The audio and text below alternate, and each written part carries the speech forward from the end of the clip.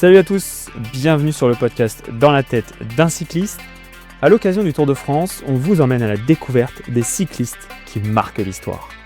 Pour commencer, nous vous invitons à découvrir l'histoire de Tadej Pogačar. Et bonne écoute! Tadej Pogačar, le cycliste qui défie l'histoire.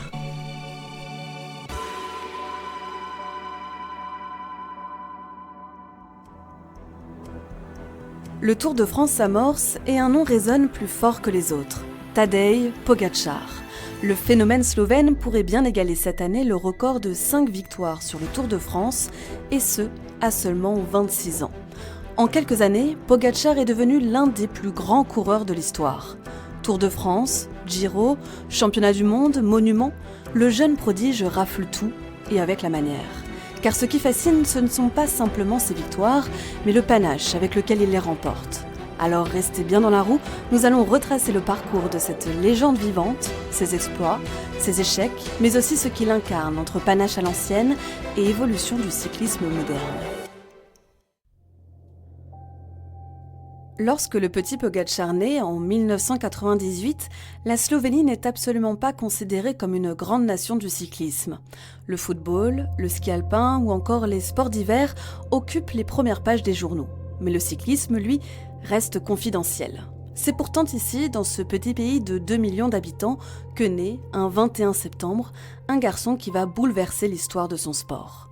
À Komenda, une commune située à une vingtaine de kilomètres au nord de Ljubljana, la capitale. Ses parents n'ont pas baigné dans le cyclisme. Ils ne sont pas non plus des sportifs professionnels. Son père dessine du mobilier quand sa mère enseigne le français. Une famille simple où ne règne pas le désir de performance, mais où le vélo s'est émissé par hasard, lorsqu'un ami de la famille, entraîneur dans un club de la capitale, propose à l'aîné de la fratrie de s'essayer à ce sport.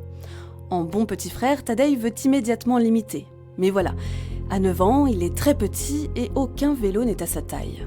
Il faut attendre plusieurs mois avant que le club puisse lui en trouver un.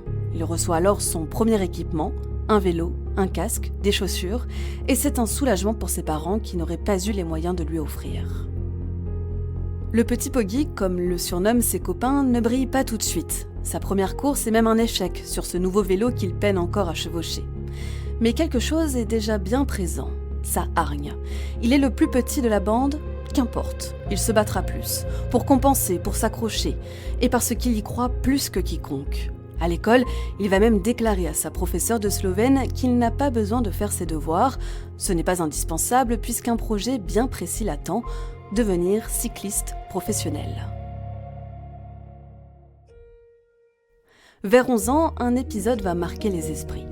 Lors d'une course en circuit, un ancien sprinter slovène observe le peloton. Au loin, il aperçoit un petit garçon seul devant. Il croit d'abord que l'enfant est en train de se faire décrocher. Mais c'est exactement l'inverse qui se passe. Le jeune Tadej a attaqué dès le départ de la course et pris presque un tour d'avance sur tous les autres concurrents. L'attaque, déjà, est sa marque de fabrique. Ce jour-là, le jeune Poggy gagne et lorsqu'il monte sur le podium, il est si petit que les autres primés sur les 2 autres marches inférieures le dépassent largement en taille. Cet ancien coureur slovène qui assiste à la scène et repère la naissance d'un phénomène s'appelle Andrej Hauptmann. Il intègre Tadej au sein des équipes nationales de jeunes et deviendra l'un des hommes les plus importants de sa carrière. À partir de ce moment-là, les étapes s'enchaînent. Champion national junior, puis chez les espoirs encore, et vainqueur du Tour de l'Avenir en 2018. Cette course n'est pas n'importe laquelle. On la surnomme souvent le Tour de France des moins de 23 ans. Remporter cette épreuve, c'est un peu annoncer au monde du cyclisme qu'on arrive sur le circuit. Et là encore, il avait attaqué avec panache, à 30 km de l'arrivée, démoralisant ses adversaires. L'ère du spectacle Pogačar s'ouvre, attaquer, même loin de l'arrivée, parfois sans raison apparente, mais prendre le risque tout de même. Qu'est-ce que j'ai à perdre, expliquera-t-il plus tard, tant que je donne le meilleur de moi-même, le résultat importe finalement assez peu.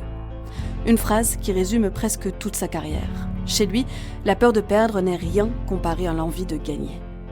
En 2019, l'équipe UAE lui offre son premier contrat professionnel. Il n'a que 20 ans, l'adaptation au plus haut niveau est censée prendre plusieurs saisons. Lui n'attendra que quelques mois. Au printemps, il remporte le Tour de Californie. À l'époque, il est si jeune que les organisateurs américains refusent même de lui remettre la traditionnelle bouteille de champagne sur le podium. Quelques semaines plus tard, il prend le départ de son premier grand tour, la Vuelta. Son directeur sportif lui demande de rester prudent en se mettant dans les roues. Tadej Pogačar n'écoute que brièvement les recommandations. Il attaque, remporte 3 étapes et termine 3e du classement général, à seulement 20 ans. Les spécialistes comprennent qu'ils ont peut-être devant eux le futur patron du cyclisme mondial. Mais ce n'est que le début. 1 an plus tard seulement, son nom prendra une nouvelle dimension, et cette fois, ce sera sur les routes du Tour de France. Nous sommes en septembre 2020. En raison de la pandémie de Covid-19, le Tour de France ne s'élance pas au mois de juillet, comme le veut la tradition, mais à la fin de l'été. Le contexte est particulier. Les routes sont parfois moins denses, les protocoles sanitaires sont eux omniprésents. Pourtant, sportivement, tous les regards convergent vers un homme, Primož Roglič. À 30 ans, le Slovène sort d'une saison exceptionnelle. Il a remporté la Vuelta l'année précédente, il domine les courses par étapes et s'impose comme le grand favori de cette édition. Face à lui, un jeune compatriote de 21 ans découvre le Tour de France. Tadej Pogačar participe à la première grande boucle de sa carrière. On aurait pu s'attendre à ce qu'il prenne ses marques progressivement. Mais non. Très vite, le jeune Zébulon dépasse toutes les attentes. Dès les premiers massifs montagneux, il suit les meilleurs, puis attaque. À la Reims, il remporte sa première étape sur le Tour. Quelques jours plus tard, il récidive au Grand Colombier. Il perd bien plus d'1 minute lors de la 7e étape, piégé dans une bordure sur les routes entre Millau et Lavore, mais il refuse de subir. Chaque fois qu'une occasion se présente, il tente sa chance. À mesure que le Tour avance, une évidence s'impose. Le novice serait bien en train de jouer le classement général. Pour autant, à la veille de l'arrivée à Paris, le suspense semble presque éteint. Après 20 étapes, Primož Roglič porte toujours le maillot jaune, avec 57 secondes d'avance sur Pogačar. Le match semble plié. En temps normal, un tel écart avant le dernier jour est quasiment rédhibitoire. D'autant que l'ultime étape décisive ne se joue pas en montagne. Il s'agit d'un contre-la-montre individuel de 36 km entre Lure et la planche des Belles-Filles. Le contre-la-montre est un exercice particulier. Pas d'équipier, pas d'abri, pas de stratégie collective. Chaque coureur est seul face à son effort. Dans cet exercice, Roglič est considéré comme l'un des meilleurs au monde. Il possède toutes les qualités pour conforter son avance. Beaucoup imaginent déjà son sacre. Pogačar, lui, prend le départ sans pression apparente. Comme souvent, son visage ne trahit presque aucune émotion. Les premiers temps intermédiaires tombent, quelques secondes reprises, puis davantage, les kilomètres défilent et l'écart se réduit. Au pied de la montée finale de la planche des Belles-Filles, les 2 coureurs changent de vélo. Le parcours se poursuit dans une ascension exigeante et l'étape bascule dans l'irrationnel. Pogačar poursuit son effort avec une régularité impressionnante, quand Roglič part à la dérive. Le chantre de la maîtrise s'affole, son teint devient pâle, son casque est mal ajusté, son corps se crispe et les secondes continuent de s'envoler. À l'arrivée, le chronomètre affiche un temps que personne n'avait imaginé. Pogačar vient de reprendre près de 2 minutes à son compatriote. Il remporte l'étape, récupère le maillot jaune et il gagne, à la surprise de tous, son premier Tour de France avec 59 secondes d'avance. À 21 ans, il devient le plus jeune vainqueur du Tour depuis 1904, mais aussi le premier coureur de l'histoire à remporter simultanément, lors d'une même édition, le classement général, le classement du meilleur grimpeur et le classement du meilleur jeune. L'image de Roglič, assis sur son vélo après la ligne d'arrivée, incapable de masquer sa détresse, restera comme l'une des plus marquantes de l'histoire récente du Tour.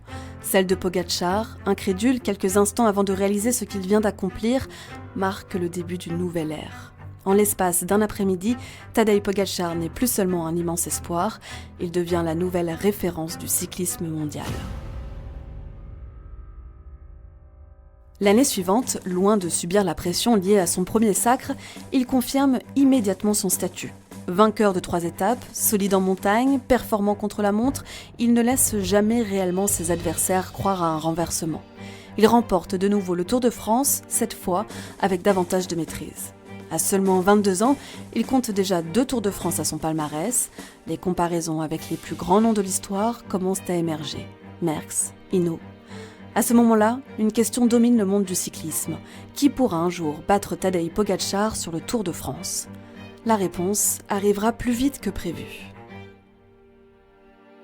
À l'été 2022, Tadej Pogačar semble installé au sommet du cyclisme mondial. 2 Tours de France remportés avant même ses 24 ans, une capacité à gagner sur tous les terrains et une impression de facilité qui laisse penser qu'il pourrait régner pendant de longues années. Mais le sport de haut niveau réserve rarement des trajectoires linéaires. Face à lui se dresse désormais un adversaire d'un tout autre calibre, Jonas Vingegaard. Le Danois n'a ni le panache de Pogačar, ni son goût pour les attaques spectaculaires. Il court différemment, avec une approche plus méthodique, parfaitement orchestrée par l'équipe Jumbo-Visma. Leur rivalité va rapidement devenir le fil rouge du Tour de France. Le tournant arrive lors de la 11e étape entre Albertville et le col du Granon. Les 4 meilleurs du classement général se retrouvent seuls à 60 km de l'arrivée. Roglič et Vingegaard harcèlent Pogačar à coups d'attaques successives et finissent par l'essorer. Pogačar répond à chaque accélération, mais cède dans les derniers kilomètres de l'ascension. Il perd près de 3 minutes sur Vingegaard et doit lâcher le maillot jaune. Pour la première fois sur le Tour, il découvre qu'il n'est pas invincible. Beaucoup auraient alors choisi de limiter les dégâts et de sécuriser une 2e place, mais ce serait mal connaître le tempérament de Pogačar. Dès les étapes suivantes, il attaque à plusieurs reprises, tente de renverser la course, mais Vingegaard reste solide jusqu'à Paris et s'impose au classement général. L'année 2023 s'annonce comme celle de la revanche. Pourtant, au printemps, le fougueux Slovène va devoir affronter un nouvel obstacle. Lors de Liège-Bastogne-Liège, il chute lourdement. Fracture du poignet à la clé, son programme d'entraînement est bouleversé et sa préparation pour le Tour est écourtée. Malgré tout, il se présente au départ du Tour de France à Bilbao. Pendant 2 semaines, le duel tient toutes ses promesses.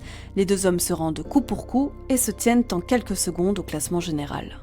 Puis arrive le contre-la-montre de Combloux. Sur un parcours de seulement 22 km, Vingegaard réalise une performance exceptionnelle et relègue Pogačar à plus d'1 minute 30. Le lendemain, dans le col de la Lose, le Slovène est victime d'une défaillance. Très tôt dans l'ascension, il ne peut plus suivre le rythme. « Je suis lâché, je suis mort », concède-t-il à la radio de son équipe.